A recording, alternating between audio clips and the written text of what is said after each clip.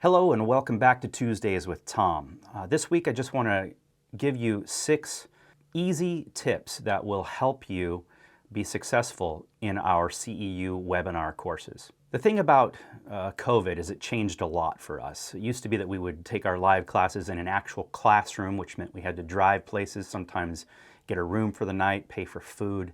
And now with this webinar option, it's something that we all enjoy because it saves us time and money. And it allows us to actually take our CEUs in the comfort of our own home or office spaces. We don't want to lose that option, and licensing is watching us pretty quickly. So I'm going to put the responsibility on you, the administrators, to make sure that we can continue to do this. And these 6 tips will ensure that we are able to do this for the long haul.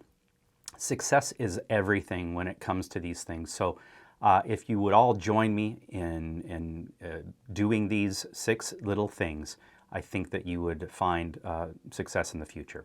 So the first thing that I want to share with you is to enjoy these webinars and get the most out of them. We recommend that you use a desktop, a laptop, or a tablet. Phones are not recommended. The problem with phones is that typically if you get a phone call in the middle of a webinar, it will interrupt the webinar. And by interrupting the webinar, that interrupts our reporting, and it makes it much more difficult for us to give you the credit that you are earning for these CEUs. I would hate for you to miss out on that. So use a desktop, laptop, or tablet.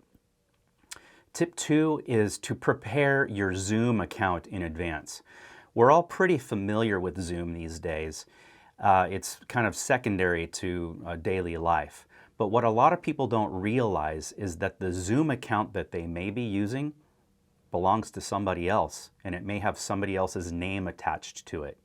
And if you want to get credit for the continuing education that you've just spent 4 hours in, you better make sure that Zoom account is tied to your name and your email address.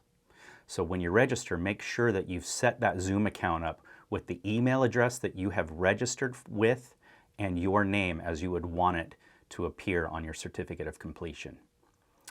Tip 3 is also right along with taking credit for what you've earned, and that is when you're registering, you need to make sure that you're using proper capitalization in your name.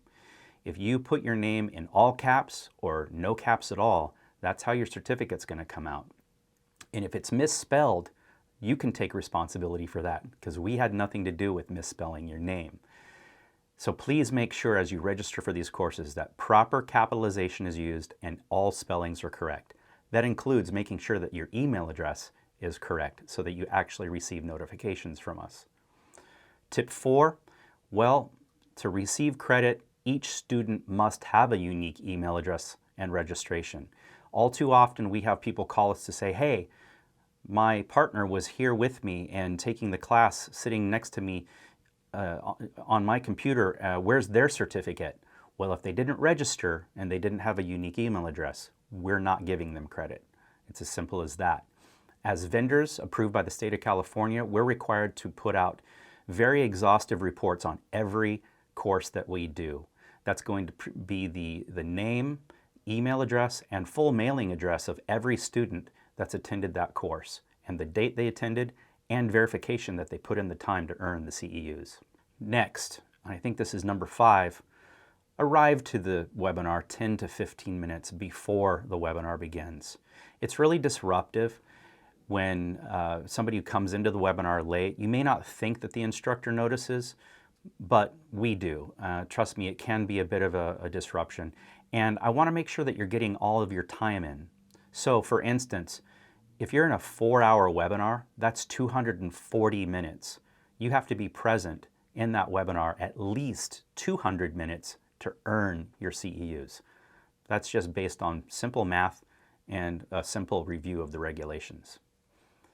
This is the last tip, number 6. Print your certificate as soon as it is available. I know that the certificates don't always go out immediately after the course is complete.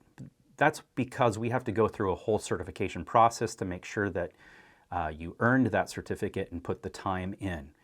So just wait a day or two. It shouldn't be more than 3 days before you get a certificate of completion from us. But as soon as that certificate comes, print it and save it. It's your responsibility to do so. You'll have a lot more success if you follow these 6 tips, and we're here to help you. So if you're ever confused about what steps you should take or what's going on, feel free to call our office. It's fine. And we hope to see you in that next webinar. Take care.